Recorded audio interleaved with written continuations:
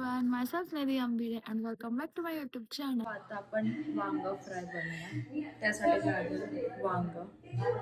हाय, आपण सगळ्यात पहिला घेऊया वांग. ह्याला धुवायचं आणि कट करून आपण पाण्यात टाकूया. आता काळा पडते ना वांग, पाण्यात टाकायचं. तर आता आपण ह्याच्यामध्ये मसाला बनवायचा, थोडासा वाटण. त्यात आपण टाकायचं पहिला लसूण आणि कापलेली मिरची. आलं पण टाकू शकतात.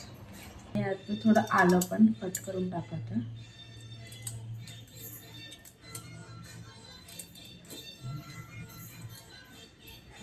हे बघा, त्याची पेस्ट करायची. मी विसरली, ह्यात थोडं मीठ पण टाकायचं म्हणजे मस्त टेस्ट येते.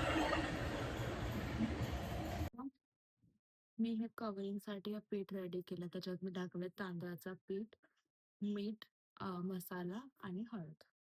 आता साईड बाय साईड ते होईपर्यंत आपण पॅन लावूया गरम व्हायला. तर ह्याच्यातलं पाणी काढून घेऊया. तर पाणी काढलं आणि जे आपण वाटण तयार केलं त्याच्यात टाकून एकदम असं कोट करू त्याच्यात. ओके ओके, हे वाटण त्याच्यात